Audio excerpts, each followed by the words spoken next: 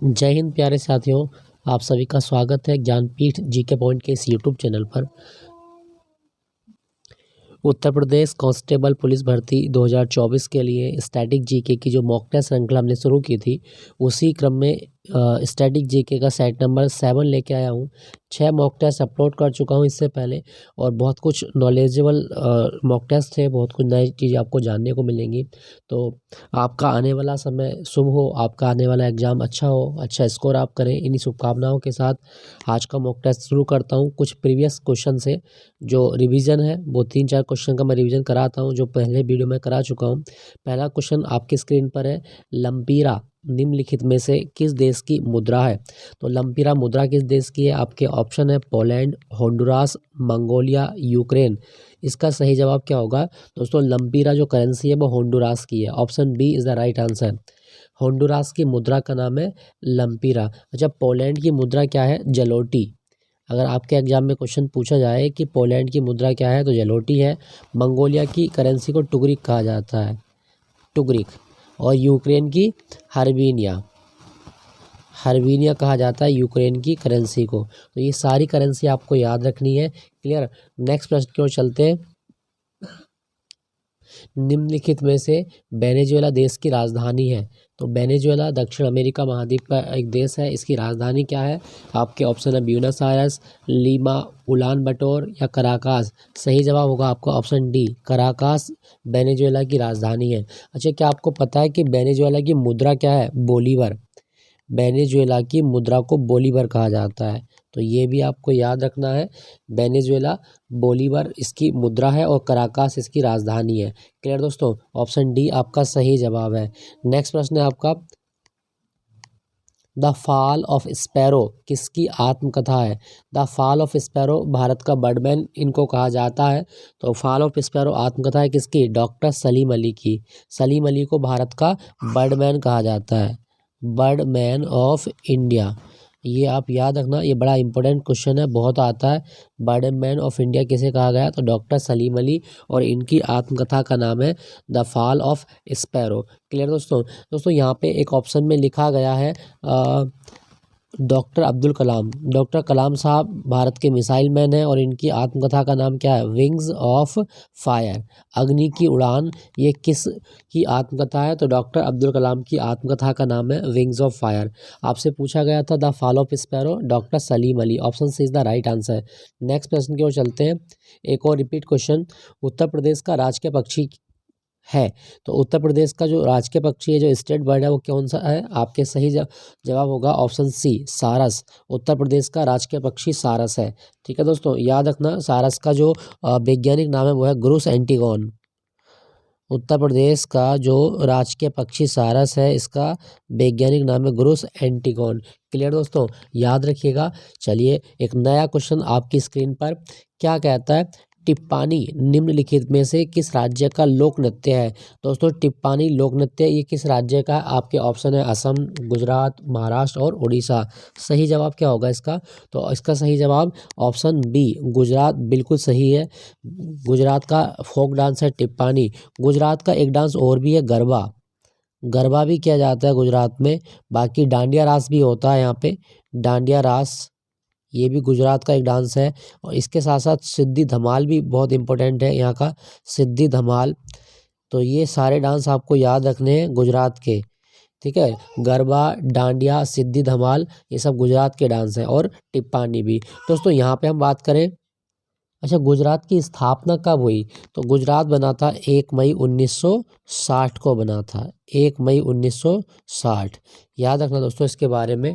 और गुजरात ना भारत की जो सबसे लंबी कोस्ट लाइन है वो किस राज्य की है? भारत की सबसे लंबी जो तट रेखा है वो आपकी गुजरात की है। क्लियर? याद रखिएगा दोस्तों, बड़ा इंपॉर्टेंट क्वेश्चन है, पूछा जाता है। अच्छा, गुजरात के बारे में ना एक चीज़ और याद रखिएगा, गुजरात की राजधानी क्या है? तो गुजरात की राजधानी है गांधीनगर। और भारत में जो प्लाज्मा अनुसंधान केंद्र है, प्लाज्मा प्लाज्मा अनुसंधान केंद्र कहाँ पर है आपका? तो ये आपका गांधीनगर में है, जो गुजरात की राजधानी है। आपसे पूछा गया टिप्पानी गुजरात का डांस है। अच्छा दोस्तों, यहाँ पे महाराष्ट्र लिखा गया है, महाराष्ट्र का डांस है लावणी। बड़ा फेमस डांस है लावणी महाराष्ट्र का। एक और याद रखो, कोली, कोली भी महाराष्ट्र का ही डांस है। ठीक है। एक तमाशा भी आपके एग्जाम में पूछा जाता है, तमाशा कहाँ का डांस है, ये भी। एक पोवाड़ा भी आपके एग्जाम में आता है, तो पोवाड़ा भी महाराष्ट्र का ही डांस है। तो ये सारे डांस आपको याद रखने, लावणी, कोली, तमाशा और पोवाड़ा महाराष्ट्र के डांस हैं। असम के मैं आपको कई बार बता चुका हूँ, जैसे आपका बिहू है, बिहू डांस असम का है। देवधानी ये भी बहुत आता है एग्जाम में, देवधानी कहाँ का नृत्य है, तो असम का है। तबल चोंगली काफ़ी आता है एग्जाम में, तबल चोंगली, तो ये भी आप याद रखिएगा। ये सब असम के ही डांस हैं, ठीक है दोस्तों। तो आपका इसमें सही जवाब क्या होगा, ऑप्शन बी, गुजरात का डांस है टिप्पानी। नेक्स्ट प्रश्न की ओर चलते हैं। केंद्रीय कपास अनुसंधान संस्थान किस शहर में है, तो दोस्तों केंद्रीय कपास अनुसंधान संस्थान जो है वो आपका है नागपुर में। Option C is the right answer. कपास अनुसंधान संस्थान महाराष्ट्र के नागपुर शहर में है, ठीक है दोस्तों। दोस्तों हम बात करें कपास की, अगर आपके एग्जाम में आए कि सिल्वर फाइबर किसे कहा जाता है, सिल्वर फाइबर, तो कपास को सिल्वर फाइबर भी कहा जाता है। और कपास जो है ना ये खरीफ की फसल है, कपास को खरीफ की फसल के अंतर्गत शामिल किया गया है, तो ये आप याद रखिएगा, इंपॉर्टेंट है, पूछा जाता है। सिल्वर फाइबर कपास का ही नाम है, क्लियर। चलिए नेक्स्ट प्रश्न की ओर चलते हैं। क्या कहा गया है, भारतीय संविधान में स्वतंत्रता, समानता और भारतीय संविधान में क्वेश्चन कहा गया, संविधान में स्वतंत्रता, समानता और बंधुत्व के सिद्धांत किस देश के संविधान से लिए गए हैं, तो दोस्तों भारत की जो प्रस्तावना है उसमें स्वतंत्रता, समानता और बंधुत्व की बात की गई है। ये जो प्रावधान हमने कहाँ से लिया, आपके ऑप्शन है फ्रांस, आयरलैंड, अमेरिका और यूनाइटेड किंगडम। दोस्तों इसका सही जवाब होगा ऑप्शन ए, फ्रांस से लिया गया है। एक्चुअल में ये फ्रांस की क्रांति का नारा था, स्वतंत्रता, समानता और बंधुता, तो ये आप याद रखना। तो इसका सही जवाब होगा फ्रांस। दोस्तों यहाँ पे लिखा गया ऑप्शन में आयरलैंड। भारतीय संविधान में जो राज्य नीति के निर्देशक सिद्धांत हैं वो कहाँ से लिए गए हैं, डीपीएसपी आयरलैंड से लिए गए हैं, ठीक है। उपराष्ट्रपति का पद जो आया है, वाइस प्रेसिडेंट्स का पद जो आया है वो आपका वो अमेरिका से आया है, ये आप याद रखना। उपराष्ट्रपति का पद अमेरिका से, या महाभियोग की प्रक्रिया अमेरिका से, न्यायिक समीक्षा अमेरिका से ली गई है, तो ये सारी चीज़ें आप याद रखिएगा। आपसे क्वेश्चन में पूछा गया था स्वतंत्रता, समानता, बंधुता, तो फ्रांस इसका सही जवाब है, option A is the right answer. दोस्तों क्या आपको पता है कि भारत का संविधान अपने हाथ से किसने लिखा, प्रेम बिहारी नारायण रायजादा ने लिखा है। भारत का संविधान अपने हाथों से किसने लिखा है, तो प्रेम बिहारी नारायण रायजादा के द्वारा भारतीय संविधान की जो स्क्रिप्ट है वो लिखी गई है, क्लियर दोस्तों। चलिए अगले प्रश्न की ओर चलते हैं। नेक्स्ट प्रश्न है आपकी स्क्रीन पर, एक और नया क्वेश्चन। भारतीय संविधान के किस अनुच्छेद के तहत सरकारी बजट तैयार किया जाता है, दोस्तों सरकारी बजट कौन से अनुच्छेद के तहत तैयार होता है, आपके ऑप्शन है अनुच्छेद 109, अनुच्छेद 100, अनुच्छेद 101 और अनुच्छेद 112। इसका सही जवाब होगा आपका ऑप्शन डी, अनुच्छेद 112 के तहत जो सरकारी बजट है वो तैयार किया जाता है, ठीक है दोस्तों, याद रखिएगा ऑप्शन डी इसका सही जवाब है। दोस्तों हम बात करें बजट की, अगर आपके एग्जाम में कभी क्वेश्चन आए कि बजट किस भाषा का शब्द है, तो आप याद रखिएगा बजट फ्रेंच भाषा का शब्द है, बजट फ्रेंच भाषा का शब्द है, ये आप याद ना, पूछा जाता है, ठीक है। और इसका मतलब क्या होता है, चमड़े का थैला। बजट शब्द फ्रेंच भाषा का है और फ्रेंच भाषा में इसका मतलब होता है चमड़े का थैला, क्लियर दोस्तों। चलिए इसका सही जवाब होगा आपका ऑप्शन डी, अनुच्छेद 112 के तहत सरकारी बजट तैयार किया जाता है, क्लियर। नेक्स्ट प्रश्न की ओर चलते हैं। अगला प्रश्न, सैंटियागो निम्नलिखित में से किस देश की राजधानी है, दोस्तों सैंटियागो जो राजधानी है ये किस देश की, आपके ऑप्शन है वेनेजुएला, अर्जेंटीना, चिली और पेरू। एक बार मैप देख लेते हैं, ये मैप है आपका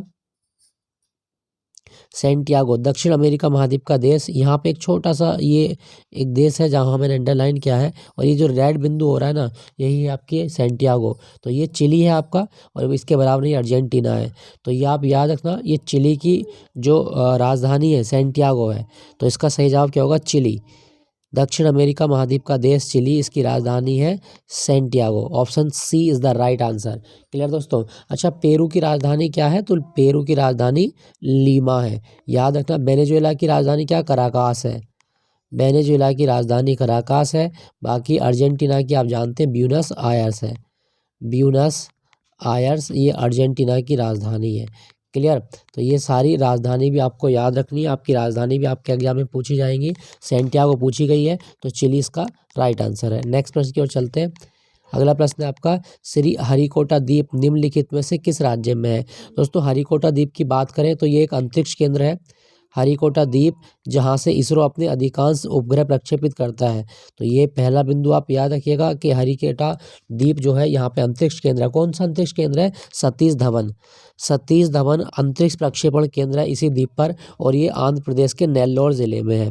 तो ये आप याद रखिएगा, श्री हरिकोटा द्वीप आंध्र प्रदेश में है। अच्छा, कौन सी झील के किनारे बसा हुआ है? तो ये जो हरिकोटा द्वीप है ना, हरिकोटा द्वीप एक झील इसके बराबर में बहती है, वो है पुलिकट झील।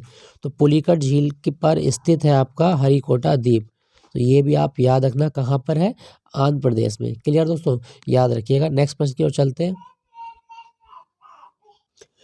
अगला प्रश्न है, शक संवत 78 ईस्वी में किसने शुरू किया था? दोस्तों, शक संवत भारत का जो राष्ट्रीय कैलेंडर है वो इसी संवत पर आधारित है। शक संवत 78 ईस्वी में किसने शुरू किया? तो आपके ऑप्शन है हर्षवर्धन, कनिष्क, सम्राट अशोक और चंद्रगुप्त विक्रमादित्य है। दोस्तों, भारत का जो राष्ट्रीय पंचांग है वो शक संवत पर आधारित है, और शक संवत का शुरुआत करने का श्रेय ये कनिष्क को जाता है। कनिष्क जो है ये कुषाण वंश का राजा है, इसी ने भारत में शुद्ध सोने के सिक्के सबसे पहले चलाए थे। तो ये भी आप याद रखिएगा। और शक संवत जो है ये कब शुरू किया गया था? 78 ईस्वी में। क्लियर दोस्तों, याद रखना, ऑप्शन सी इसका सही जवाब है। अच्छा, कभी क्वेश्चन आए कि कनिष्क जो है ये कौन से धर्म को मानता है? तो बौद्ध धर्म का अनुयायी है। पहले ये शैव धर्म को मानता था, बाद में ये बौद्ध धर्म को अपना लेता है। तो ये भी आप याद रखिएगा। ठीक है, नेक्स्ट प्रश्न की ओर चलते हैं। अगला प्रश्न है आपका, भारत ने अपना पहला परमाणु परीक्षण कब किया था? दोस्तों, भारत का पहला परमाणु परीक्षण ये पोखरण वन के नाम से जाना जाता है। पोखरण वन, पोखरण एक जगह है राजस्थान के जैसलमेर ज़िले में, और इसका कोड नाम क्या था? स्माइलिंग बुद्धा।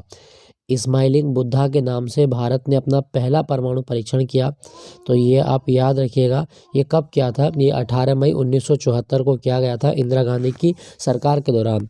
तो भारत का पहला परमाणु परीक्षण, इसका कोड नाम बहुत आता है एग्जाम में, स्माइलिंग बुद्धा, और ये पोखरण में किया गया था। ठीक है, तो 18 मई 1974 इसका सही जवाब है।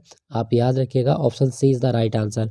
क्लियर, स्क्रीनशॉट ले लीजिएगा क्योंकि ये क्वेश्चन आता है स्माइलिंग बुद्धा किससे संबंधित है? तो भारत के पहले परमाणु परीक्षण से संबंधित है, जब भारत ने पहली बार परमाणु बम का परीक्षण किया था। वो सन थी 1974, 18 मई 1974। नेक्स्ट प्रश्न की ओर चलते हैं। अगला प्रश्न आपके स्क्रीन पर क्या कहता है? नभः स्पर्शम दीप्तम किसका आदर्श वाक्य है? दोस्तों, नभः स्पर्शम दीप्तम जो आदर्श वाक्य है, आपके ऑप्शन है DRDO, भारतीय वायु सेवा। भारतीय वायु सेवा मतलब वायुसेना के मतलब है यहाँ पे, और दूसरा नौसेना और एयर इंडिया। इसका सही जवाब क्या होगा दोस्तों? नभः स्पर्शम दीप्तम ये भारतीय वायुसेना का आदर्श वाक्य है। ऑप्शन बी इसका सही जवाब है। दोस्तों, अगर आपसे एग्जाम में क्वेश्चन पूछे कि भारतीय वायुसेना दिवस कब होता है, तो हर साल 8 अक्टूबर को भारतीय वायुसेना दिवस मनाया जाता है। क्लियर दोस्तों। अच्छा, नौसेना का क्या है? नौसेना का आदर्श वाक्य है सम नो वरुणः। सम नो वरुणः, ये आप याद रखिएगा। समनो वरुणः ये भारतीय नौसेना का आदर्श वाक्य है। ठीक है दोस्तों, आपसे पूछा गया था नभः स्पर्शम दीप्तम, तो भारतीय वायुसेना का आदर्श वाक्य है। नेक्स्ट प्रश्न की ओर चलते हैं। क्या कहता है? आगा खां कप किस खेल से संबंधित है? दोस्तों, आगा खान कप जो है ना वो आपका हॉकी से संबंधित है। ऑप्शन सी आपका सही जवाब है, हॉकी से संबंधित है आगा खां कप। दोस्तों, एक चीज़ याद रखना, भारत का राष्ट्रीय खेल क्या हॉकी है? तो बिल्कुल भी नहीं, भारत का कोई भी राष्ट्रीय खेल नहीं है, तो हॉकी कभी भी आप टिक मत कीजिएगा। ठीक है दोस्तों, यहाँ पे हम बात करें, क्या आपको पता है कि हॉकी का जादूगर किसे कहा जाता है? हॉकी का जादूगर किसको कहा गया? तो हॉकी का जादूगर कहा जाता है मेजर ध्यानचंद को। ध्यानचंद, इनको हॉकी का जादूगर कहा जाता है, मेजर ध्यानचंद। और ध्यानचंद की आत्मकथा का नाम क्या है? गोल। ध्यानचंद की आत्मकथा का नाम गोल है। तो ये भी आपको याद रखना है दोस्तों, बहुत इंपॉर्टेंट है, पूछा जाता है आपके एग्जाम में। क्लियर। अच्छा, अगर आपसे पूछा जाए कि अंतर्राष्ट्रीय हॉकी महासंघ का मुख्यालय कहाँ पर है, बताओ फिर लिख के। अंतर्राष्ट्रीय हॉकी महासंघ का मुख्यालय कहाँ पर है? सही जवाब क्या होगा दोस्तों? सही जवाब होगा लॉज़ेन। अंतर्राष्ट्रीय हॉकी महासंघ का मुख्यालय लॉज़ेन में है। लॉज़ेन को लुज़ाने भी बोलते हैं। ठीक है, स्विट्जरलैंड में एक शहर है लॉज़ेन, तो वहाँ पर आपको मिलेगा अंतर्राष्ट्रीय हॉकी महासंघ। आपसे क्वेश्चन में पूछा गया था आगा खां कब, तो ये हॉकी से संबंधित है। ऑप्शन सी इसका सही जवाब है। नेक्स्ट प्रश्न की ओर चलते हैं। संयुक्त राष्ट्र पर्यावरण कार्यक्रम का मुख्यालय किस शहर में है? दोस्तों, संयुक्त राष्ट्र पर्यावरण कार्यक्रम का जो मुख्यालय है वो किस शहर में है? तो इसका सही जवाब क्या होगा आपका? ऑप्शन, इसके ऑप्शन है ग्लैंड, जकार्ता, जेनेवा और नैरोबी। तो इसका सही जवाब होगा आपका option D, Nairobi.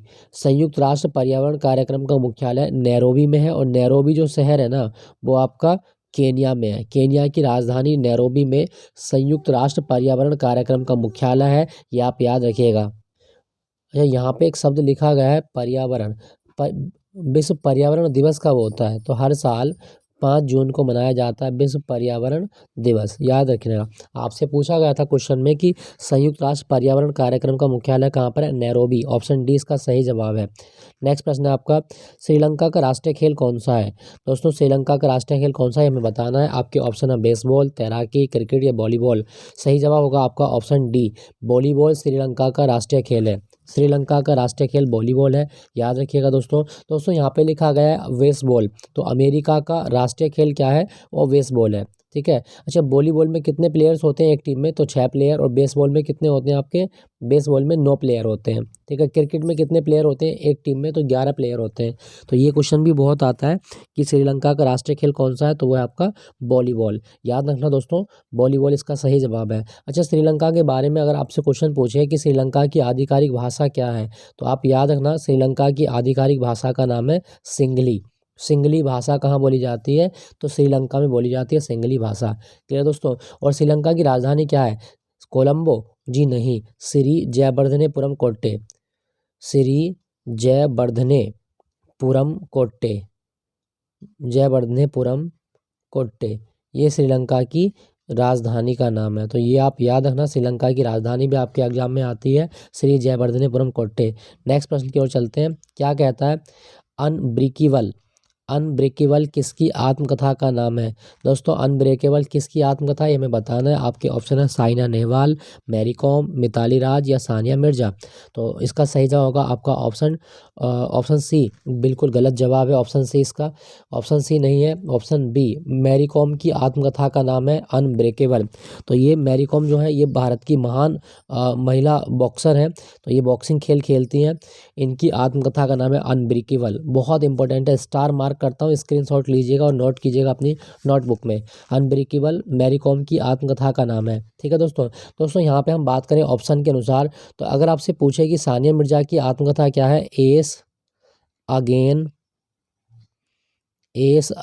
Odds, S again odds. और मिताली राज की क्या है? अनगार्डेड, अनगार्डेड, ये मिताली राज की आत्मकथा का नाम है। मिताली राज भारत की महान महिला क्रिकेटर है और सानिया मिर्जा टेनिस खेलती है। सानिया मिर्जा की आत्मकथा ace again odds, Mitali Raj की अनगार्डेड और साइना नेहवाल के playing to win, playing to win. तो ये भी आप याद रखिएगा, ये मैंने आपको सारी बता दी हैं, ठीक है। एक बार दोबारा देख लेते हैं इन्हीं सबको। अगर आपसे कहे अनब्रेकेबल तो मैरी कॉम की आत्मकथा है, अनगार्डेड मिताली राज की, एस अगेन और सानिया मिर्जा की और playing to win Sania Nehwal की आत्मकथा का नाम है। क्लियर दोस्तों, चलिए अगले प्रश्न की ओर चलते हैं। क्या कहा गया है? किस अनुच्छेद में वित्त आयोग की स्थापना का प्रावधान है? दोस्तों वित्त आयोग की स्थापना का प्रावधान जो है ना वो आर्टिकल 280 में है। ऑप्शन सी इसका सही जवाब है, ठीक है। वित्त आयोग की स्थापना आर्टिकल 280 के तहत की गई है। अगर आपसे पूछा जाए कि वित्त आयोग की स्थापना कौन करता है, तो वित्त आयोग की स्थापना भारत के राष्ट्रपति द्वारा की जाती है। और वित्त आयोग कितने साल के लिए बनता है? 5 साल के लिए बनता है, ठीक है। सबसे पहला वित्त आयोग कब बना था? 1951 में।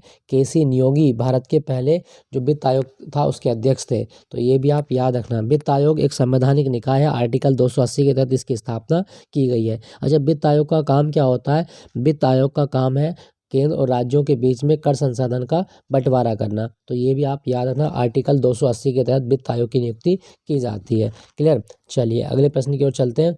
नेक्स्ट प्रश्न क्या कहता है आपके स्क्रीन पर? अंतर्राष्ट्रीय मातृभाषा दिवस किस तिथि को मनाया जाता है? दोस्तों मदर लैंग्वेज डे ये कब मनाया जाता है ये हमें बताना है। तो अंतर्राष्ट्रीय मातृभाषा दिवस 10 जनवरी, 23 सितंबर, 21 फरवरी या 22 मार्च। तो 21 फरवरी इसका सही जवाब है। तो कमेंट में चलो एक क्वेश्चन लिख के बताइएगा कि अंतर्राष्ट्रीय मातृभाषा दिवस 21 फरवरी को ही क्यों मनाया जाता है। क्या कहानी है इस दिवस को 21 फरवरी को मनाने के पीछे, तो कमेंट में लिख के बताइएगा। अच्छा दोस्तों, यहाँ पे अगर हम ऑप्शन के साथ खेलें तो यहाँ पे लिखा गया 22 मार्च। अगर आपसे पूछे कि वर्ल्ड वाटर डे कब मनाया जाता है, तो वर्ल्ड वाटर डे जो मनाया जाता है वो 22 मार्च को मनाया जाता है। और यहाँ पे लिखा गया 23 सितंबर। 23 सितंबर को कौन सा दिवस होता है? अंतर्राष्ट्रीय सांकेतिक भाषा दिवस। ये यूपीएससी में आ गया था एक बार। अंतर्राष्ट्रीय सांकेतिक भाषा दिवस कब मनाया जाता है? तो 23 सितंबर को मनाया जाता है अंतर्राष्ट्रीय सांकेतिक भाषा दिवस। तो ये सारे दिवस आपको याद रखने हैं। आपसे क्वेश्चन में पूछा गया था अंतर्राष्ट्रीय मातृभाषा दिवस 21 फरवरी, इसका सही जवाब है। नेक्स्ट प्रश्न की ओर चलते हैं। निम्नलिखित में से किस नदी को दक्षिणी गंगा कहा जाता है? दोस्तों, दक्षिणी गंगा किस नदी का नाम है ये हमें बताना है। तो इसका सही जवाब होगा आपका ऑप्शन बी, गोदावरी को दक्षिणी गंगा कहा जाता है। बूढ़ी गंगा और दक्षिणी गंगा दोनों गोदावरी नदी के उपनाम है। दोस्तों, गोदावरी नदी जो है ये कहाँ से निकलती है? त्र्यंबकेश्वर से निकलती है। नासिक के पास त्र्यंबकेश्वर, वहाँ से निकलती है गोदावरी नदी। और गोदावरी नदी जो है ना ये 1465 किलोमीटर डिस्टेंस कवर करती है भारत में। ठीक है, 1465 किलोमीटर लंबी है ये, और ये त्र्यंबकेश्वर से निकलती है। गोदावरी नदी को दक्षिणी गंगा भी कहा जाता है। क्लियर दोस्तों? अच्छा दोस्तों, यहाँ पे ऑप्शन में लिखा गया आपका नर्मदा नदी कहाँ से निकलती है? तो नर्मदा नदी मध्य प्रदेश में अमरकंटक की पहाड़ियों से निकलती है। अमरकंटक की पहाड़ी, मध्य प्रदेश। ठीक है, और नर्मदा नदी ना एक झरने का निर्माण भी करती है, जो झरना जबलपुर में बनता है, धुआंधार। ये बहुत आता है, धुआंधार वाटरफॉल्स किस राज्य में है? तो मध्य प्रदेश में है। नर्मदा नदी के द्वारा ही बनता है, ये भी आप याद रखना। दोस्तों, यहाँ पे लिखा गया है ब्रह्मपुत्र नदी। ब्रह्मपुत्र नदी को सांगपो कहा जाता है तिब्बत में सांगपो कहा जाता है। और ब्रह्मपुत्र नदी जो है ना ये दुनिया के सबसे बड़े नदी द्वीप का निर्माण करती है, जिसका नाम क्या है? माजुली द्वीप। असम में माजुली द्वीप जो बना है वो किस नदी से बनता है? तो वो ब्रह्मपुत्र नदी से बनता है। ठीक है, ब्रह्मपुत्र नदी का दूसरा नाम क्या है? सांगपो है। क्लियर दोस्तों? याद रखना। दोस्तों, यहाँ पे लिखा गया है आपका कावेरी नदी। कावेरी नदी ब्रह्मगिरी की पहाड़ियों से निकलती है। ब्रह्मगिरी की पहाड़ी, और ब्रह्मगिरी की पहाड़ी जो है ना ये कर्नाटक से निकलती है। ठीक है, ये भी आप याद रखना। दक्षिण भारत की एकमात्र नदी है जिसमें पूरे साल पानी रहता है, वो कावेरी नदी है। क्लियर? तो आपके ऑप्शन में थे दक्षिणी गंगा किसको कहा गया? गोदावरी को। ऑप्शन बी इसका सही जवाब, गोदावरी नदी को दक्षिणी गंगा कहा जाता है। नेक्स्ट प्रश्न की ओर चलते हैं। क्या कहता है? निम्नलिखित में से कौन सी संयुक्त राष्ट्र संघ की आधिकारिक भाषा नहीं है? दोस्तों, संयुक्त राष्ट्र संघ जो कब बना था? 24 अक्टूबर 1945 को बना। 24 अक्टूबर 1945 में यूएनओ की स्थापना हुई है। तो इसकी भाषाएं कितनी है? 6 भाषाएं हैं। ठीक है, एक बार जो ये डायग्राम मैंने लगाया इस पर देख लेते हैं कौन कौन सी भाषाएं हैं संयुक्त राष्ट्र संघ की। तो पहली भाषा आप देख रहे होंगे 6 ऑफिशियल लैंग्वेज ऑफ यूएनओ। तो English, Arabic, French, Russian, Spanish और चाइनीज़। तो अंग्रेजी भाषा, अरबी भाषा, फ्रांस भाषा और चाइनीज या मंडारिन भाषा, रूसी भाषा और स्पेनिश भाषा। These are 6 official language of UNO. तो ये 6 आधिकारिक भाषाएं हैं। अब आप अपने ऑप्शन देख सकते हैं यूएनओ की कौन सी आधिकारिक भाषा नहीं है। पहला ऑप्शन है स्पेनिश, तो स्पेनिश तो बिल्कुल होती है। ठीक है, ये स्पेनिश है आपकी। अरबी भी है। जर्मन संयुक्त राष्ट्र संघ की आधिकारिक भाषा नहीं है। फ्रेंच है, बिल्कुल फ्रेंच है। ठीक है, फ्रेंच भाषा है, जर्मन भाषा नहीं है। तो इसका सही जवाब होगा आपका ऑप्शन सी, जर्मन भाषा संयुक्त राष्ट्र संघ की आधिकारिक भाषा नहीं है। 6 भाषाएं हैं। आप स्क्रीनशॉट ले लीजिएगा इस प्रश्न का और ये नोट कर लीजिएगा, क्योंकि ये क्वेश्चन भी काफ़ी रिपीट होते हैं आपके एग्जाम में। ठीक है दोस्तों, चलिए अगले प्रश्न की ओर चलते हैं। अगला प्रश्न क्या कहता है? क्वेश्चन है आपका, बंगाल विभाजन के विरोध में निम्नलिखित में से कौन सा आंदोलन शुरू किया गया था? दोस्तों, बंगाल विभाजन के विरोध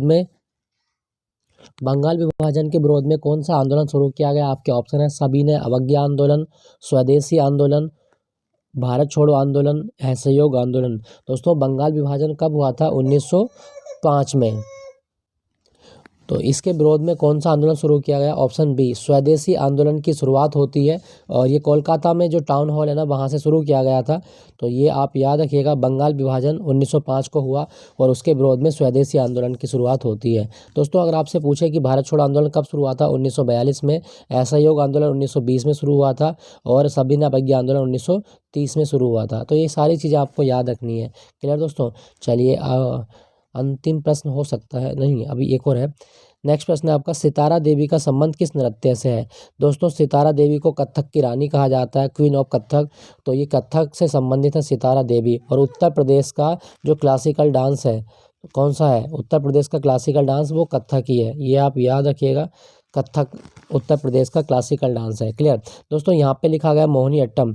मोहिनीअट्टम कहाँ से उत्पन्न हुआ? तो केरल का डांस है मोहिनीअट्टम, ये भी आप याद रखना। कथकली और मोहिनीअट्टम दोनों कहाँ के हैं? केरल के ही डांस हैं।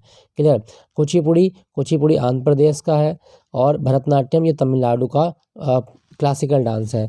ठीक है। आपसे एग्जाम में या क्वेश्चन पूछा गया था कि सितारा देवी किससे संबंधित है? तो कथक से संबंधित है। नेक्स्ट प्रश्न है आपका, नुगल ट्रुम किस देश की मुद्रा है? दोस्तों गुल ट्रम जो मुद्रा है वो किस देश की? आपके ऑप्शन है वियतनाम, हंगरी, भूटान या म्यांमार। सही जवाब है आपका भूटान। भूटान की मुद्रा का नाम है नुगल ट्रुम।